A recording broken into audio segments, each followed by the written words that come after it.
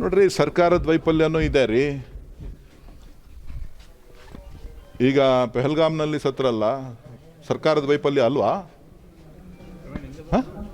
ಸರ್ಕಾರದ ವೈಫಲ್ಯ ಅಲ್ವೇನಪ್ಪ?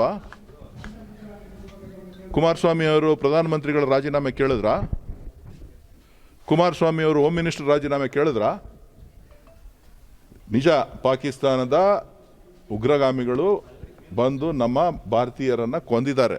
ಅದರ ಬಗ್ಗೆ ನಮಗೆ ನೋವಿದೆ. ಅದಕ್ಕೆ ತಕ್ಕವಾಗಿ ಏನು ಉತ್ತರ ಕೊಡಬೇಕು ಅದನ್ನು ಸರ್ಕಾರ ಎಲ್ಲ ಪಕ್ಷಗಳು ಸೇರಿ ಅವರಿಗೆ ಬೆಂಬಲವನ್ನು ಕೊಟ್ಟು ನಿಂತಿದ್ದೇವೆ. ನಾವು ಅದರಲ್ಲಿ ರಾಜಕೀಯ ಮಾಡೋಕ್ಕೆ ಹೋಗ್ಲಿಲ್ವಲ್ಲ.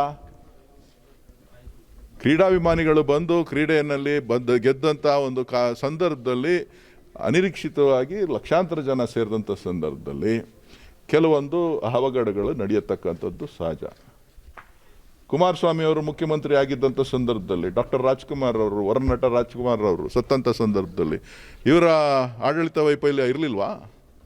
ಏನು ರಾಜೀನಾಮೆ ಕೊಟ್ರಾ ಕುಮಾರಸ್ವಾಮಿ? ಔಸ್ಕೊಂಡು ಕೂತ್ಕೊಬಿಟ್ಟಿದ್ರು.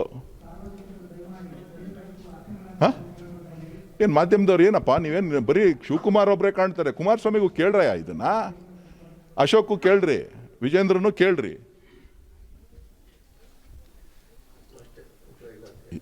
ಏನಿದೆ ನಿಮ್ಮ ಹತ್ರ?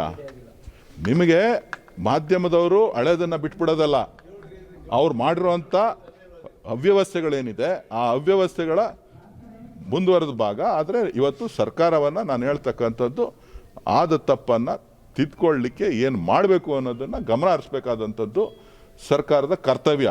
ಡಿ ಕೆ ಶಿವಕುಮಾರ್ ಅಂತ ಹೇಳಿದ್ರೆ, ಡಿ ಕೆ ಶಿವಕುಮಾರ್ ನಿಮ್ಮ ಮನೇಲಿ ಏನಾರು ಆಯಿತು ಅಂತ ಅಂದರೆ ಡಿ ಕೆ ಶಿವಕುಮಾರ್ ಅನ್ನೋದಾದರೆ ಏನು ಮಾಡೋಕ್ಕಾಯ್ತದೆ ನಾವು?